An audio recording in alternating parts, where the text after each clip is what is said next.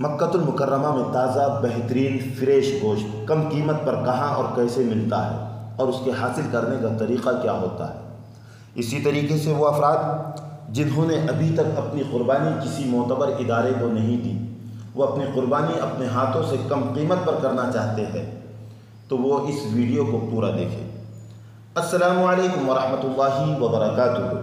محترم عازمین حج، آپ مکۃ المکرمہ کی روح کو ٹھنڈک پہنچانے والی فضاؤں میں موجود ہیں۔ اللہ آپ کی عبادتوں کو قبول فرمائے۔ آج کی ویڈیو میں ہم آپ کو بہت ہی اہم معلومات گوشت کے تعلق سے اور قربانی کے تعلق سے دینے والے ہیں۔ اس ویڈیو کو آپ پورا دیکھیں۔ محترم عازمین حج، مملکت سعودی عربیہ میں گوشت فروزن یعنی فریج میں اسٹور کیا ہوا ہی ملتا ہے اور اس کی قیمت تقریباً 35 یا 40 ریال فی کلو ہوتی ہے۔ خواہ آپ بکرے کا لیں یا پھر بیل کا لیں، کسی بھی طرح کا گوشت لیں، ہم آپ کو سستا گوشت کس طریقے سے حاصل کریں اس کا طریقہ بتانے والے ہیں۔ سب سے پہلے ہم یہ بات ذہن میں رکھ لیں کہ ہندوستان سے جانے والے تمام ہی حاجیوں کو حج کمیٹی آف انڈیا نے عزیزیہ میں روکا ہے، اور عزیزیہ میں حاجیوں کو کچن کے استعمال کرنے کی اجازت ہوتی ہے۔ ہر بلڈنگ کے اندر بہت سے کچن ہوتے ہیں اور ہر ایک کچن کے لیے 3 یا 4 روم کے افراد، تقریباً 15 سے 20 حاجی ایک کچن کو مشترکہ طور پر اجتماعی طور پر استعمال کرتے ہیں۔ تو ہم جس کچن کو استعمال کر رہے ہیں اس کچن کے حاجیوں کو یا پھر اپنی بستی یا اپنے علاقے کے جان پہچان والے حاجیوں کو یہ بات بتائے کہ ہم یہ گوشت جو خرید رہے ہیں مہنگی قیمت پر خرید رہے ہیں، ہم سستی قیمت پر گوشت جو ہے تو ڈائریکٹ بکرا منڈی سے خرید سکتے ہیں۔ تو ہم 4، 5، 8 حاجیوں کو اپنا ہم خیال بنائیں اور پھر بکرا منڈی جائیں۔ یہ یاد رکھیں کہ بکرا منڈی کو ہراج الغنم یعنی بکریوں کا مارکیٹ یا پھر سوق الغنم یعنی بکریوں کا مارکیٹ کا بازار کہا جاتا ہے۔ تو ہم وہاں پر جائیں اور وہاں جا کر بکرا خریدیں، اچھی طریقے سے مول بھاؤ کریں، بارگننگ کریں۔ جس طریقے سے ہمارے ملک میں بکریوں کی منڈی میں، جانوروں کی منڈی میں بھاؤ ٹاؤ ہوتا ہے، اسی طریقے سے وہاں پر بھاؤ ہوتا ہے۔ آپ کو وہاں پر 250 ریال سے لے کر 350 ریال تک آسانی کے ساتھ 15 سے 17 کلو تک کے بکرا مل جائے گا۔ آپ اسے خرید کر کٹوا لیں۔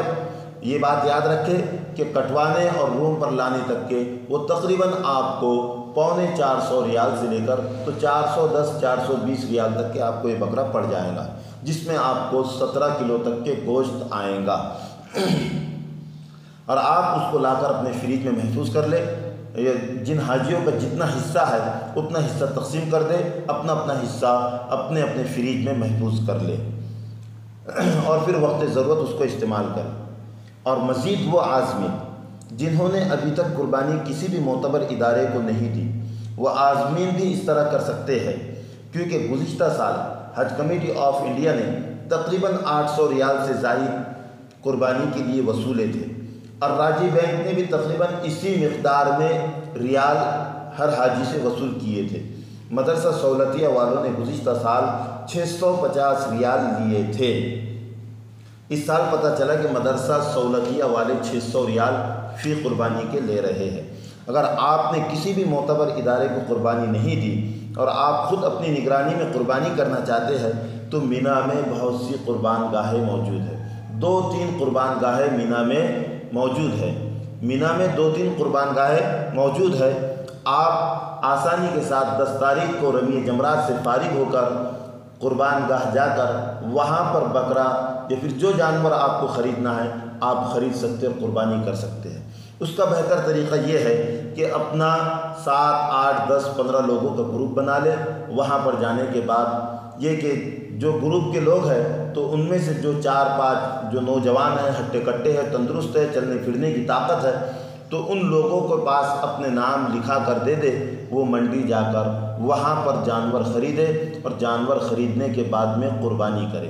اس کا طریقہ یہ ہے کہ حج کے شروع ہونے سے پہلے، میں نے گزشتہ ویڈیو میں بھی یہ بات کہی تھی کہ حج کے شروع ہونے سے پہلے آپ مینا، عرفات اور مزدلفہ کی حدود کو دیکھ لیں، اچھے طریقے سے اس کے راستوں سے اچھے طریقے سے واقف ہو جائیں۔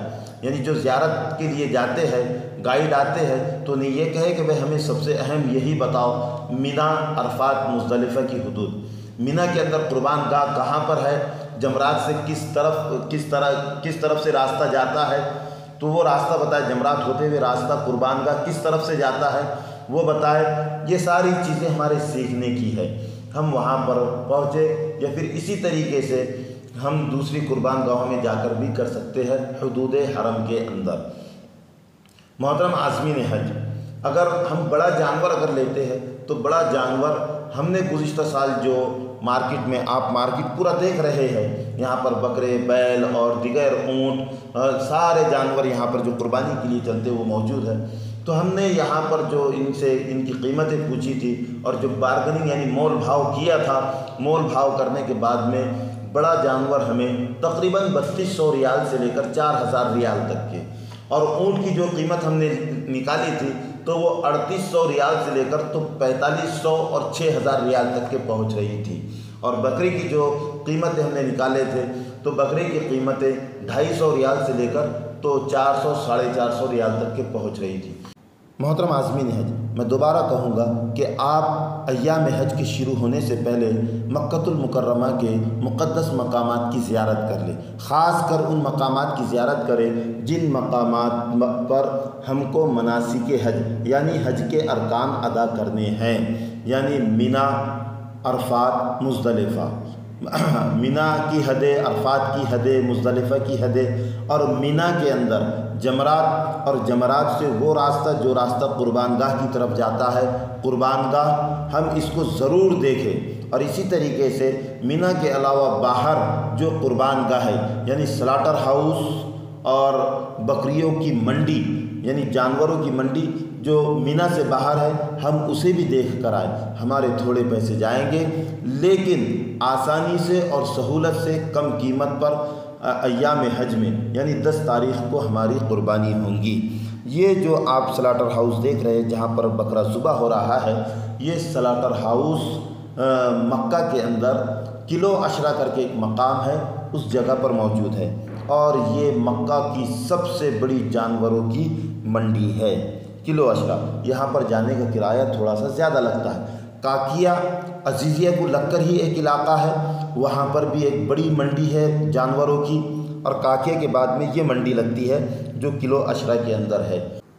آپ کی سہولت کے لیے ان منڈیوں کے نام اور علاقوں کے نام ڈسکرپشن میں ڈال دوں گا۔ محترم عازمین حج، اللہ رب العزت سے دعا ہے کہ اللہ رب العزت آپ کے سفر کو آسان کرے، آپ کی عبادتوں کو، آپ کی دعاؤں کو قبول کرے، اور عافیت کے ساتھ حج مبرور و مقبول کے ساتھ آپ کو اپنے وطن واپس لوٹائے۔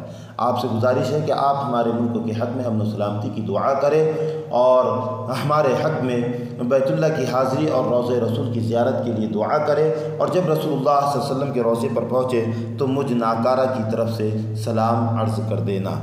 محترم عازمین، ویڈیو کے پسند آنے پر آپ لائک ضرور کریں، ویڈیو کو شیئر کریں، چینل کو سبسکرائب کریں، اور کمنٹس کے ذریعے ہمیں اپنی رائے سے آگاہ کریں۔ آئندہ ویڈیو میں آپ کو مینا میں کس طریقے سے جانا ہے، کیا کیا سامان آپ کو اپنے ساتھ لے کر جانا ہے، وہ بتایا جائے گا۔ جزاک اللہ۔